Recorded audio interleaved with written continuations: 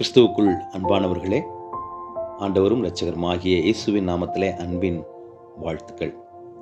இந்த நாளிலும் கூட நாம் தியானிக்கும்படியாய் எடுத்துக்கொள்ளப்பட்ட தலைப்பு, ஆவியில் எளிமையுள்ளவர்கள் பாக்கியவான்கள். பரிசுத்த மத்தேயு 5ஆம் அதிகாரம் 3ஆம் வசனம். ஆவியில் எளிமையுள்ளவர்கள் பாக்கியவான்கள், பரலோக ராஜ்யம் அவர்களுடையது. இயேசுவானவர் ஊழியத்தை ஆரம்பிக்கையில் தம் வாயை திறந்து சொன்ன முதல் வார்த்தை தான், ஆவியில் எளிமையுள்ளவர்கள் பாக்கியவான்கள். இயேசு கிறிஸ்து தம்முடைய ஊழியத்தை பெரிய நகரத்திலோ அல்லது மிகப்பெரிய ஆலயத்திலோ அல்லது பெரிய மேடை அமைத்தோ பிரம்மாண்டமாகவோ அவர் ஆரம்பிக்கவில்லை. அவர் நினைத்திருந்தால் இவைகளை செய்திருக்க முடியும். ஆனால் திறந்த வெளியான ஒரு மலையின் மேல் ஏறி சாந்தமாக அமர்ந்து தம்முடைய ஊழியத்தை ஆரம்பித்தார். எளிமையாக, எந்த ஆரவாரமும் இல்லாமல் தம்முடைய ஊழியத்தை அவர் செய்து வந்தார். ஆவியில் எளிமை என்பது என்ன என்பதை அறிவதற்கு முன்பதாக, ஆவிக்குரியவராக இருப்பது என்றால் என்ன என்பதை அறிந்து கொள்ள அழைக்கப்படுகிறோம். அதாவது நமது ஆன்மீக நிலையை உணர்ந்து கொள்வதாகும். இதில் நாம் நம்முடைய சொந்த குற்ற உணர்ச்சியை புரிந்து கொள்ள முடியும். அதனை நாம் உணர முடியும்.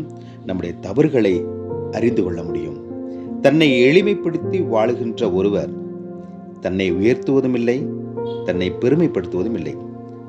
பிறரால் முக்கியமற்றவராக கருதப்பட்டாலும் கூட அவைகளெல்லாம் பொருட்படுத்தாது அது கடவுளின் சித்தம் என ஏற்றுக்கொள்பவர்கள் ஆவர். இப்படிப்பட்டவர்களைத்தான் கடவுள் பாக்கியவான்கள் என்கின்றார்.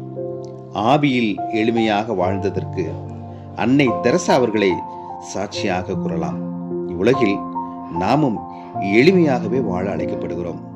அப்படியாய் வாழ்ந்து பரலோக ராஜ்யத்தை சுதந்திரித்துக் கொள்ள தேவன் தாமே இதை கேட்டுக்கொண்டிருக்கிற ஒவ்வொருவருக்கும் கிருபை அளிக்கட்டும்.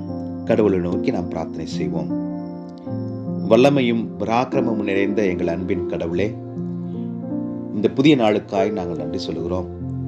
நீர் எங்களுக்கு கொடுத்த அநேக நன்மைகள், உயர்வுகள், ஆசீர்வாதங்களுக்காய் நன்றி. அவைகள் எல்லாவற்றிலும் இருந்து கூட தகப்பனே, எங்களை நாங்கள் தாழ்த்தி ஆவியில் எளிமை உள்ளவர்களாக வாழ்ந்து அதன் வழியாக பரலோக ராஜ்யத்தை சுதந்திரித்துக் கொள்ள நீர் உதவி செய்யும்படி ஜெபிக்கிறோம். நீர் கற்றுக் கொடுத்த தாழ்மை, அமைதி, சாந்தம், எளிமை இவைகளை கடைபிடிக்க இந்த நாளிலும் கூட இதனை கேட்டுக்கொண்டிருக்கிற ஒவ்வொரு பிள்ளைகளுக்கும் நீர் கிருபை அளிக்கும்படியாய், அதுவே உமக்கு பிரியம் என்பதை அறிந்து கொள்ளும்படியாய், அவைகளின் வழியாக பரலோக ராஜ்யத்தை சுதந்திரித்துக் கொள்ள முடியும் என்கிற விசுவாசத்தை பெற்றுக்கொள்ளும்படியாய் ஒவ்வொருவருக்கும் நீர் கிருபை அளிக்கும்படி மீட்பரும் இரட்சகருமாகிய இறைமகன் இயேசுவின் வழியை ஜெபிக்கிறோம் எங்கள் ஜீவனுள்ள பிதாவே. ஆமென்.